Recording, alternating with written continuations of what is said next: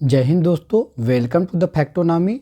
भारतीय संविधान के आज के वीडियो में हम चर्चा करेंगे भाग 20 की। इससे पहले जो भाग 19 था हमारा, उसकी हम चर्चा किए थे, जिसमें हम मिसलेनियस जो चीज़ें थी उनकी चर्चा किए थे। और जो आर्टिकल 361 था वहाँ से लेकर 367 तक जो है हमने चर्चा कर लिया था। आज जो है हम संवैधानिक संशोधन की बात करेंगे, जिसकी चर्चा देखेंगे तो आर्टिकल 368 में है, अर्थात 368 में है। अगर हम संशोधन के प्रावधान की बात करते हैं तो यह दक्षिण अफ्रीका से लिया गया है। इसको याद करने का ट्रिक है फ्री का संशोधन। जब भी यहाँ पे हमारे संविधान में संशोधन होता है तो फ्री में होता है, ऐसा नहीं है कुछ चार्ज लगे। तो फ्री का संशोधन, तो अब फ्री, तो फ्री का तो अफ्रीका से लिया गया है क्या, तो संवैधानिक संशोधन का प्रावधान। उसका संशोधन के प्रकार को देखेंगे तो 3 प्रकार का होता है। पहला जो होता है हमारा वो कौन है, तो साधारण बहुमत द्वारा। दूसरा देखेंगे तो विशेष बहुमत द्वारा। और तीसरा हम देखते हैं तो हमारा क्या होता है, तो विशेष बहुमत और कम से कम आधे राज्यों के जो विधानमंडल होते हैं उनकी अनुसमर्थन या अनुमति होनी चाहिए। उसके बाद आइए हम एक एक करके इसको देख लेते हैं। तो सबसे पहले देखते हैं साधारण बहुमत द्वारा जो हमारा संशोधन होता है, तो इसे आर्टिकल 368 के से जो है बाहर रखा गया है। और जो इतने उपस्थित सदस्य होते हैं उनके आधा सदस्य अगर रहते हैं तो इस जो होता है साधारण बहुमत के द्वारा उसे पारित कर लिया जाता है। मतलब 50% + 1 जो सदस्य होंगे तो क्या हो जाएगा, यह जो है साधारण बहुमत द्वारा कोई विधेयक पारित हो जाएगा। लेकिन महाभियोग की दशा में यह नहीं होता है और इसे भी संवैधानिक संशोधन में जो है काउंट नहीं करते हैं। लेकिन क्या होगा, इसके लिए 2/3 बहुमत चाहिए। और उसके बाद हम देखते हैं सुधार। तो देखिए, राष्ट्रपति को पूर्व सूचना देना होगा और राष्ट्रपति इसे लौटा नहीं सकते हैं क्योंकि पहले से ही उनको सूचना दी जाती है। और इसमें क्या क्या होता है, तो नए राज्यों का जो गठन होता है, जैसे प्रवेश या स्थापना करना हो, और नए राज्यों के गठन में विद्यमान जो राज्य क्षेत्र हैं या सीमाओं में परिवर्तन करना हो या उनके नाम में परिवर्तन करना हो, और उसके बाद राज्यों में विधान परिषदों का जो वो है या तो बनाना हो या तो समाप्त करना हो, मतलब उन्मूलन करना हो या निर्माण करना हो। तो इस प्रकार के लिए क्या क्या प्रयोग करते हैं, तो साधारण बहुमत द्वारा जो हमारा संवैधानिक संशोधन होता है उसे प्रयोग करते हैं। और इसे आर्टिकल 368 से बाहर रखा गया है, अर्थात इसे संवैधानिक संशोधन में काउंट नहीं किया जाता है, जो 368 के अंतर्गत आता है। उसके बाद आगे बढ़ते हैं और विशेष बहुमत द्वारा जो हमारा संवैधानिक संशोधन होता है उसे देख लें। तो इसमें क्या होता है, जो संविधान के अधिकांश जो प्रावधान होते हैं इसी विशेष बहुमत के द्वारा ही संशोधित होते हैं। और इसमें प्रत्येक सदन में जो उपस्थित सदस्य होते हैं और मतदान करने वाले सदस्य होते हैं उनके 2/3 बहुमत से इसे क्या करना पड़ता है, पारित करना पड़ता है। उसके बाद जो हमारा अगला है वह है संसद का विशेष बहुमत और राज्यों की सहमति। देखिए, संसद की विशेष बहुमत मतलब ये होता है कि 2/3 बहुमत, मतलब 2/3 बहुमत होना चाहिए। उसके बाद फिर आधे राज्य जो हैं इसमें समर्थन करने चाहिए। जैसे राष्ट्रपति का निर्वाचन हो गया, न्यायपालिका संबंधी या कार्यपालिका या जीएसटी संबंधी जो प्रावधान है इसी मेथड से लाए गए हैं। अब संविधान संशोधन जो होता है, एक फैक्ट है कि किसमें हो सकता है, तो लोकसभा और राज्यसभा दोनों के पास जो संविधान संशोधन का अधिकार होता है वो क्या होता है, तो बराबर होता है। और जो संविधान संशोधन होता है उस पर जो होता है संयुक्त अधिवेशन जो होता है उसे ज्वाइंट सेशन नहीं बुलाया जा सकता। उसके बाद आगे बढ़ते हैं, हम जो प्रमुख संविधान संशोधन है उनकी चर्चा कर लेते हैं। तो सबसे पहले जो हमारा पहला संविधान संशोधन हुआ था वो कब हुआ था, तो वर्ष 1951 में हुआ था। और इसमें क्या जोड़ा गया था, तो 9वीं अनुसूची जोड़ी गई थी और इसमें जमींदारी उन्मूलन की बात की गई थी, या फिर क्या होगा, जमींदारी को समाप्त करने के लिए इस प्रावधान को लाया गया था। तो यह भू सुधार से संबंधित था। अब इसके तहत देखिए, सामाजिक तथा आर्थिक रूप से जो पिछड़े वर्ग थे उनके उन्नति के लिए विशेष उपबंध बनाने हेतु राज्यों को शक्तियाँ दी गई थी। अभी हम जब आगे 104 पढ़ेंगे यहाँ पे तो उसमें भी ये सब चीज़ें देखेंगे और आगे हम बताएंगे आपको 104 105 में क्या क्या चीज़ें हैं। तो उसके बाद आगे बढ़ते हैं हम और देखते हैं 7वां जो संविधान संशोधन अधिनियम 1956 है, इसके तहत क्या किया गया था। तो देखिए, 7वां संविधान संशोधन के तहत जो भाग 7 था हमारा उसको समाप्त कर दिया गया था। और जो उसमें क्या थे, तो खंड ब प्रकार के राज्य थे हुआ करते थे। राज्यों को A, B, C और D 4 श्रेणियों में बांटा गया था। बाद में इसे समाप्त कर दिया गया था। और राज्य पुनर्गठन अधिनियम 1956 जो था हमारा, इसके तहत जो है 14 राज्यों और 6 केंद्र शासित प्रदेशों का गठन किया गया था और संविधान की दूसरी और 7वीं अनुसूची में कुछ संशोधन भी किए गए थे। अब देखिए, 2 या 2 से अधिक राज्यों के लिए एक उच्च न्यायालय का प्रावधान भी इसी के तहत किया गया था और इसी संविधान संशोधन के माध्यम से सबसे पहले जो है केंद्र शासित प्रदेशों का उल्लेख किया गया था, जिसमें कितने केंद्र शासित प्रदेश थे? तो उस समय 6 केंद्र शासित प्रदेश थे। इस समय कितने हैं? तो 8 केंद्र शासित प्रदेश हैं। अब देखिए, 10वां संविधान संशोधन अधिनियम 1961 में हुआ था। इसमें क्या प्रावधान किया गया था? तो जो पुर्तगाल से केंद्र शासित प्रदेश दादर नगर हवेली लिया गया था, इसको जो है अधिग्रहण किया गया था। क्या 12वां जो संविधान संशोधन हुआ था, इसके तहत जो गोवा और दमन दीव थे उसे भारतीय संघ में मिलाया गया था। और उसके बाद आगे बढ़ते हैं हम 18वां संविधान संशोधन 1966 को देखते हैं। तो यह शाह आयोग की सिफारिश के बाद लाया गया था और जो यहाँ पे Punjab and east Patiala state union है, जिसे हम पेप्सू कहते हैं, तो पंजाब का पुनर्गठन किया गया था। और जो 2 भाषाएं हुआ करती थी, पंजाबी, तो उसके तहत पंजाब बनाया गया था और जो हरियाणा था उसमें हिंदी के तहत जो है हरियाणा बनाया गया था और उसमें कुछ हिमाचल प्रदेश के भी क्षेत्र लिए गए थे। और इन दोनों में जो विवाद का क्षेत्र था वो चंडीगढ़ था। तो इन दोनों की अभी भी राजधानी जो बनी हुई है क्या है? तो चंडीगढ़ है, जो एक यूटी है। तो देखिए, संसद किसी दूसरे राज्य या संघ शासित प्रदेश के किसी भाग को किसी दूसरे राज्य के संघ शासित प्रदेश के साथ जोड़ के नया राज्य बना सकता है। इसी के तहत जो क्या किया गया था, तो हिमाचल प्रदेश, हरियाणा और पंजाब के कुछ क्षेत्रों को मिला के पंजाब और हरियाणा बनाया गया था। हिमाचल प्रदेश का निर्माण किया गया था और इसी दौरान पंजाब और हरियाणा का निर्माण क्या किया गया था? 2 राज्य बने थे। उसके बाद आगे बढ़ते हम 21वां संविधान संशोधन 1967 देखते हैं। तो देखिए, हमारा जो मूल संविधान हुआ करता था उसमें 8वीं अनुसूची और जो भाग 17 है उसमें कुल मिला के 14 भाषाओं का क्या था? चर्चा किया गया था। लेकिन बाद में जो ऑफिशियल लैंग्वेज है उनमें कुछ परिवर्तन किए गए और 21वां संविधान संशोधन हुआ, 71वां संविधान संशोधन हुआ और 92वां संविधान संशोधन हुआ और वर्तमान में ऐसे धीरे धीरे करके 22 भाषाएं हो गई हैं। तो 15वीं भाषा कौन जोड़ी गई थी? तो सिंधी भाषा जोड़ी गई थी 21वें संविधान संशोधन 1967 के द्वारा। उसके बाद आगे हम देखते हैं तो 24वां संविधान संशोधन हमारा जो अधिनियम 1971 था उसमें क्या था? तो यह गोलकनाथ जो मामला था 1967 का, उसके बाद इसे लाया गया था और जो संसद है उसको मौलिक अधिकार में संशोधन करने की शक्ति प्रदान की गई थी और ये जो संवैधानिक संशोधन है इन पर राष्ट्रपति की सहमति देना अनिवार्य कर दिया गया था। उसके बाद देखते हैं हम 26वां संविधान संशोधन 1971। इसके तहत क्या किया गया था? तो जो रियासतों के शासक हुआ थे अर्थात राजा हुआ करते थे और उन्हें प्रिवी पर्स दिया जाता था या विशेषाधिकार दिया जाता था, उनको समाप्त कर दिया गया था। उसके बाद आगे बढ़ते हैं हम और देखते हैं 31वां संविधान संशोधन 1972।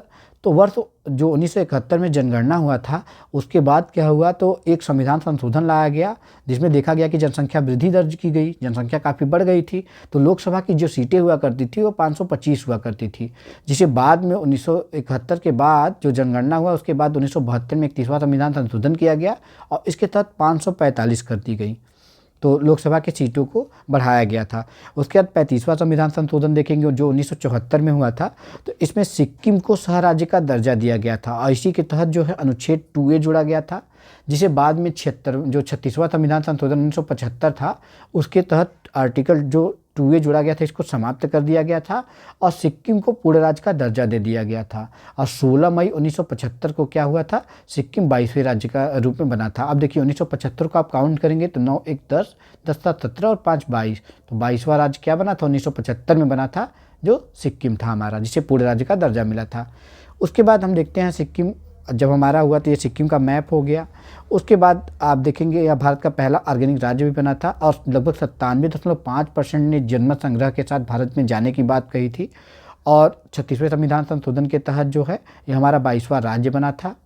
और इसके जो प्रथम हमारे मुख्यमंत्री थे इसके, तो कांग्रेस से थे काजी लेंडुप दोरजी, ये क्या थे? प्रथम मुख्यमंत्री थे।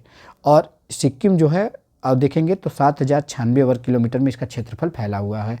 और 1975 में 16 मई के दिन क्या हुआ था? आधिकारिक रूप से जो सिक्किम है वो भारत का हिस्सा बना था।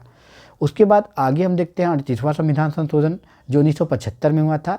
इसमें क्या कहा गया था कि राष्ट्रपति द्वारा आपातकाल की घोषणा को किसी भी अदालत में चुनौती नहीं दी जा सकती है, जैसे हाई कोर्ट, सुप्रीम कोर्ट, इस सब में जो है जो अगर राष्ट्रपति इमरजेंसी घोषित करता है तो इसे किसी भी कोर्ट में जो है चुनौती नहीं दी जाएगी। उसके बाद यह भी प्रावधान था कि राज्य या केंद्र शासित प्रदेशों के उपराज्यपाल, राज्यपाल या प्रशासक द्वारा अध्यादेश की घोषणा अगर की जाती है तो इसके तहत जो है कानूनी अदालत में कोई चुनौती नहीं दी जाएगी। उसके बाद है 42वां संविधान संशोधन, जिसे हम क्या कहते हैं, मिनी कॉन्स्टिट्यूशन भी कहते हैं, और इसे हम लोकतंत्र की हत्या भी कहते हैं। और इंदिरा गांधी शासनकाल में हुआ था, जब इंदिरा गांधी प्रधानमंत्री हुआ करती थी, और इनमें 59 प्रावधान जोड़े गए थे। अब देखिए, जो विशेष प्रावधान है, जो अच्छे प्रावधान है, उसमें यह था कि प्रस्तावना में संशोधन करके समाजवादी, धर्मनिरपेक्ष और अखंडता शब्द को जोड़ा गया था। तो कितने शब्द जोड़े गए थे? 4 शब्द, समाजवादी, धर्मनिरपेक्ष और अखंडता। अखंडता और कॉन्सेप्ट कितने थे? तो समाजवादी, धर्मनिरपेक्ष और अखंडता, 3 कॉन्सेप्ट थे। एक इसमें जोड़े गए थे, तो प्रस्तावना में जोड़े गए थे। उसके बाद मौलिक कर्तव्य जो हमारा हुआ करता था, तो सरदार स्वर्ण सिंह समिति के सिफारिश पर जो है भाग 4A जोड़ा गया था। और इसी के तहत जो है, अब देखेंगे तो जो हमारे भारत के नागरिक हैं उनको 10 मौलिक कर्तव्य दिए गए थे अनुच्छेद 51 क में। उसके बाद फिर बाद में इसमें संशोधन किया गया, और 86वें संविधान संशोधन के तहत 2002 में जो है एक इसमें और बढ़ाया गया, जो 51 क या ए हुआ करता था, इसमें के जोड़ा गया था, जिसमें शिक्षा संबंधी या किड्स एजुकेशन की बात की गई थी। उसके बाद फिर देखिए, इसमें जो किया गया था, तो गलत क्या किया गया था, तो इसमें हम किया गया था कि लोकसभा और जो राज्य विधानमंडल हैं उनका कार्यकाल 5 वर्ष से बढ़ाकर 6 वर्ष कर दिया गया था।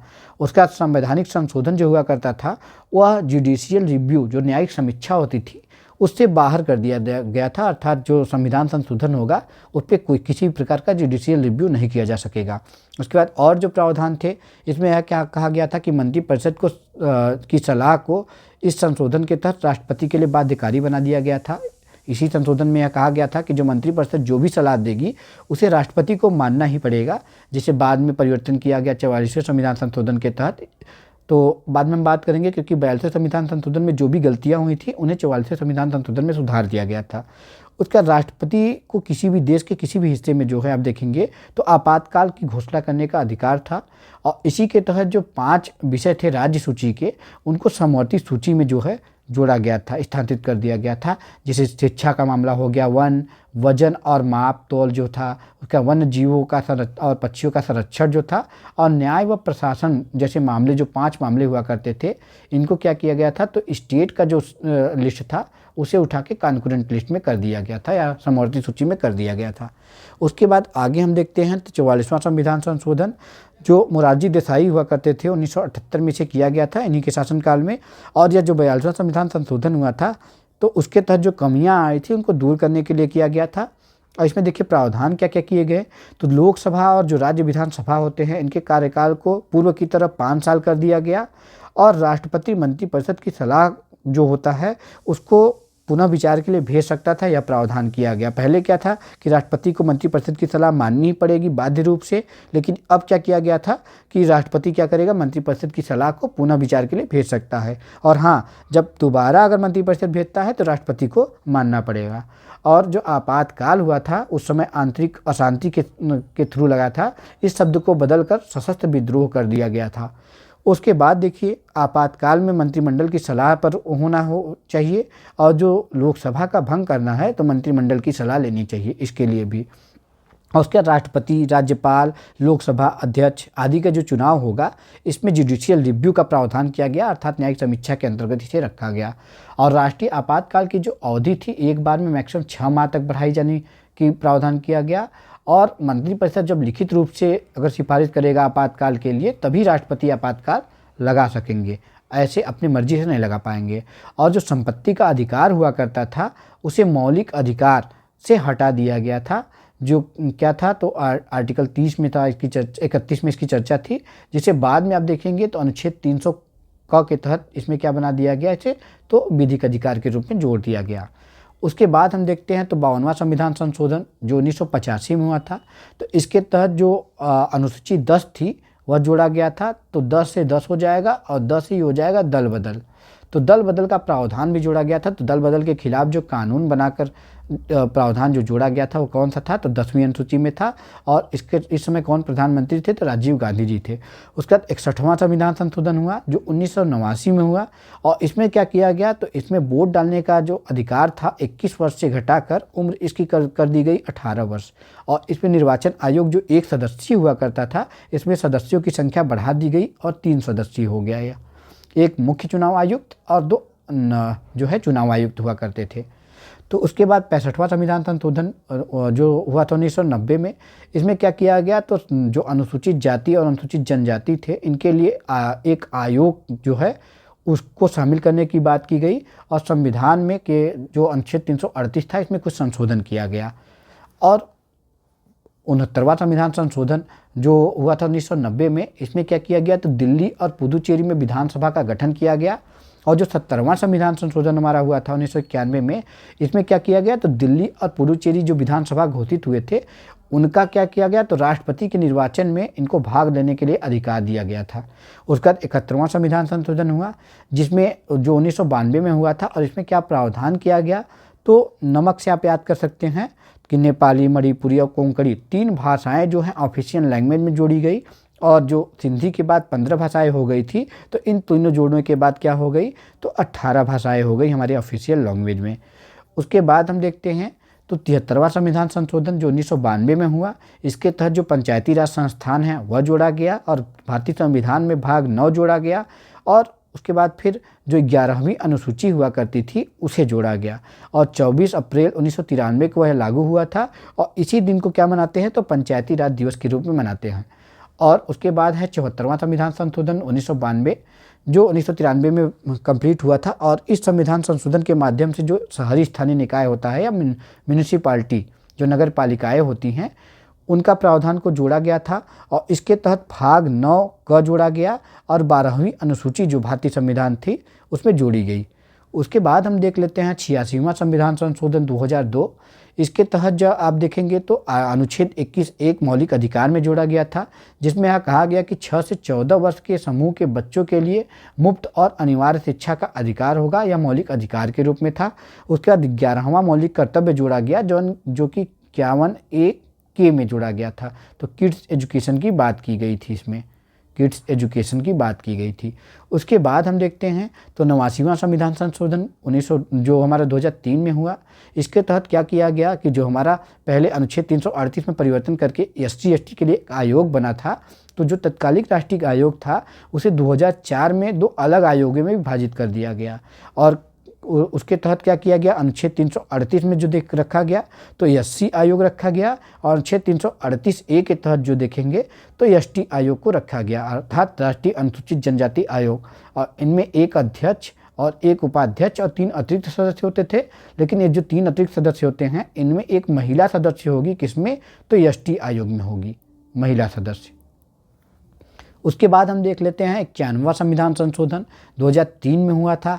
जो क्या प्रावधान जोड़ा गया, तो केंद्र और राज्यों के मंत्रिपरिषद को जो है सीमित किया गया। जो पहले बहुत बड़ी संख्या होती थी उसको क्या किया गया, तो छोटा किया गया, अर्थात 15% तक किया गया। इसको याद करने का ट्रिक है 9 और 1 10 और 2 3 5, तो 9 10 ये 5 कितना हो जाएगा, 15 हो जाएगा। तो 15% यह क्या किया गया, तो मैक्सिमम किया गया। तो मंत्रिपरिषद का आकार लोकसभा के 15% से अधिक नहीं होगा और जो राज्य विधानमंडल होगा उसमें भी 15% से अधिक नहीं होगा। लेकिन एक प्रावधान किया गया कि जो न्यूनतम संख्या होगी वो कभी कम क्या होगी, 12 से कम नहीं होगी। क्योंकि आप देखेंगे तो विभिन्न राज्य हैं जिनमें सीटें कम हैं, तो अगर उनका 15% देखेंगे तो 12 से कम आ जाती है, तो 12 से कम मंत्री नहीं होने चाहिए। उसके बाद 52वां संविधान संशोधन अधिनियम 2003 था। उसके तहत 8वीं अनुसूची में 4 अन्य भाषाएं भी जोड़ी गई। हम पहले बता चुके हैं। जो हमारा यहाँ पे 21वां संविधान संशोधन हुआ, उसके बाद 71वां संविधान संशोधन हुआ, तो 21वें के तहत सिंधी जोड़ा गया था और इसके तहत नेपाली जोड़ा गया और मणिपुरी जोड़ा गया और कोंकणी जोड़ा गया था। और जो 92वां संविधान संशोधन हुआ उसके तहत 8वीं अनुसूची में 4 नई भाषाएं जोड़ी गई। कौन कौन सी, तो बोडो, डोंगरी, मैथिली और संथाली जोड़ी गई। तो 4 भाषाएं जोड़ी गई। जिसके बाद क्या हो गया, तो आज हमारे अगर 8वीं अनुसूची देखेंगे या भाग 17 देखेंगे तो उसमें 22 भाषाओं की चर्चा है। जो मूल संविधान में कितना थी, 14 हुआ करती थी। उसके बाद आगे बढ़ते हैं हम 97वें संविधान संशोधन अधिनियम 2012 था, उसके तहत देखते हैं। तो इसमें सहकारी समितियों का प्रावधान जोड़ा गया था, जो कोऑपरेटिव सोसाइटी होती है उनका प्रावधान जोड़ा गया, और इसके तहत भाग 9B जोड़ा गया था। तो 9 में 9A हो गया, 9 में देखेंगे तो ग्राम पंचायत, 9A में देखेंगे तो नगर पालिका, और 9B में देखेंगे तो क्या हुआ करता था, तो कोऑपरेटिव सोसाइटी को जोड़ा गया था। उसके बाद फिर जो बीजेपी शासन था उसमें 99वां संविधान संशोधन किया गया 2014 में। इसमें कॉलेजियम प्रणाली के स्थान पर एक नए निकाय की व्यवस्था की गई, जिसे हम राष्ट्रीय न्यायिक नियुक्ति आयोग NJAC, जिसे हम नेशनल जुडिशियल अपॉइंटमेंट कमेटी जिसे कहते हैं, की स्थापना का प्रावधान किया गया। लेकिन सुप्रीम कोर्ट द्वारा आप देखेंगे तो इसे समाप्त कर दिया गया और संवैधानिक घोषित किया गया, और इसे शून्य करके पुनः जो कॉलेजियम व्यवस्था हुआ करती थी सुप्रीम कोर्ट की जज के लिए, तो यह पुनः बहाल किया गया। उसके बाद आगे हम बढ़ते हैं, हम 100वां संविधान संशोधन देखते हैं, तो 2015 में हुआ था। इसके तहत देखेंगे तो भारत और बांग्लादेश के बीच में जो भूमि सीमा समझौता हुआ था यह किया गया था, और इसी में 3 बीघा कॉरिडोर की भी बात की गई थी, और इसमें भूमि का आदान प्रदान किया गया था, जिसमें भारत ने बांग्लादेश को अधिक भूमि दी है। और उसके बाद 101वां संविधान संशोधन देखेंगे। इसमें देखेंगे तो पहली अनुसूची में कुछ संशोधन भी किया गया था जो 100वां संशोधन हुआ था उसके तहत, और 101वां संविधान संशोधन 2017 में हुआ था, जो 122 नंबर का बिल हुआ करता था। और इसमें क्या किया गया, तो गुड्स एंड सर्विसेज टैक्स के संबंधी जो प्रावधान था वह जोड़ा गया, वस्तु एवं सेवा कर का प्रावधान, और यह 1 जुलाई 2017 को लागू हुआ। उसके बाद हम देखते हैं अगला, तो 102वां संविधान संशोधन हुआ, और इसके तहत 2018 में यह किया गया था, और इसके तहत जो है जो हमारा पिछड़ा वर्ग आयोग हुआ करता था इसे संवैधानिक दर्जा दिया गया। और आर्टिकल 338 देखेंगे आप, तो इसमें क्या जोड़ा गया था, तो SC आयोग की बात की गई है। 338A देखेंगे तो इसमें क्या बात की गई है, ST आयोग की बात की गई है। और B देखेंगे तो इसमें जो है पिछड़ा वर्ग आयोग की बात की गई है। और इसमें क्या किया गया, तो राष्ट्रपति को विभिन्न राज्यों और केंद्र शासित प्रदेशों में सामाजिक और शैक्षिक रूप से पिछड़े वर्ग को निर्दिष्ट करने का अधिकार भी दिया गया। और किस में दिया गया है, तो 342A में दिया गया है। उसके बाद हम देखते हैं तो 103वां संविधान संशोधन अधिनियम जो 2019 में किया गया। इसके तहत जो 15 के खंड 4 है और खंड 5 है, उसमें वर्णित जो भी वर्ग हैं उनके अलावा जो भी नागरिक होंगे, आर्थिक रूप से कमज़ोर वर्गों के लिए 10% आरक्षण की बात की गई, अर्थात EWS की कोटे की बात इसमें की गई थी। कब, 103वें संविधान संशोधन के तहत। देखिए अब जब आप 102 लिखते हैं तो देखिए 2 है तो 2 अक्षर बैकवर्ड क्लास के लिए, और जब आप 103 लिखते हैं तो इसमें 3 अक्षर हैं, यहाँ पे 3, तो 3 EWS, तो 3 हो गए। तो इकोनॉमिक बैकवर्ड क्लास के लिए, इकोनॉमिक रूप से वीकर सेक्शन के लिए इसका प्रावधान किया गया था, 10% आरक्षण की बात की गई है। उसके बाद 104वें संविधान संशोधन अधिनियम, इसमें बाद में देखेंगे तो 2023 में आप देखेंगे तो सुप्रीम कोर्ट ने अपना निर्णय भी दिया था, जो 2 और 3 लोग पक्ष में थे, 2 लोग विपक्ष में थे। तो ये 5 जजेस की बेंच बैठी हुई थी, जिसे 3-2 से इसी के पक्ष में निर्णय गया था, EWS के पक्ष में। उसके बाद 104वां संविधान संशोधन अधिनियम है 2019 या 2020 में किया गया इसको, और इसके तहत जो एंग्लो इंडियन समुदाय के लिए आरक्षित सीटें हुआ करती थी, जो लोकसभा में 2 सीटें हुआ करती थी, और जो राज्य विधानमंडल होते हैं उसमें 1 सीटें हुआ करती थी, उसके प्रावधान को समाप्त कर दिया गया, क्योंकि अब देखेंगे तो काफ़ी समय बीत चुका है और एंग्लो इंडियन नहीं रह गए हैं। उसके बाद अनुसूचित जाति और अनुसूचित जनजाति जो SC ST की सीटें थी, आरक्षण हुआ करता था, उनके आरक्षण को अगले 10 वर्ष के लिए और बढ़ा दिया गया है। उसके बाद आगे हम देखते हैं तो 105वां संविधान संशोधन अधिनियम है। अगर इसको देखेंगे तो इसमें सामाजिक और शैक्षिक रूप से जो पिछड़े वर्ग हैं उनकी सूची तैयार करने की बात की गई है, और ये किसको शक्ति दी गई है, तो राज्य सरकारों को शक्ति दी गई है। और हमारा जो 106वां संविधान संशोधन अभी हाल ही में हुआ है 2023 में, यह क्या हुआ है, तो यह जो राज्य विधानमंडल है या लोकसभा है हमारा, और दिल्ली विधानसभा में महिलाओं के लिए 1/3 सीटें आरक्षित करने की बात करता है, कि 1/3 जो सीटें होंगी या 33% सीटें क्या होंगी, महिलाओं के लिए आरक्षित होंगी। और इसके तहत अनुच्छेद 330A जोड़ा गया, जिसमें लोकसभा में महिलाओं के आरक्षण की बात की गई। उसका अनुच्छेद 332A जोड़ा गया, जिसमें राज्य विधानसभा में महिलाओं के आरक्षण के लिए बात की गई। और उसका 239A जोड़ा गया, जिसमें राष्ट्रीय राजधानी क्षेत्र जो दिल्ली है उसमें विधानसभा में महिलाओं के लिए आरक्षण की बात की गई। और अनुच्छेद 334A आरक्षण के परिसीमन और जनगणना के बाद होने के लिए प्रभावी होने की बात की गई। और यह कितने वर्षों के लिए किया गया है, तो नेक्स्ट 15 वर्षों के लिए किया गया है। जब से यह प्रभावी होगा उसके बाद आगे इस पर विचार किया जाएगा। तो इस तरीके से हमने जो संविधान, भारतीय संविधान में कुल मिला के 106 संशोधन हुए हैं, उनको हमने चर्चा कर लिया है जो मुख्य मुख्य हैं। और अगर कोई संशोधन छूटा होगा तो आगे हम कभी उसकी चर्चा कर लेंगे। और इसके बाद हम जो भाग 21 है और भाग 22 है उसे समाप्त कर लेंगे और उसके बाद हिस्टोरिकल जो बैकग्राउंड हमारा भारतीय संविधान का है उसकी चर्चा कर लेंगे। धन्यवाद।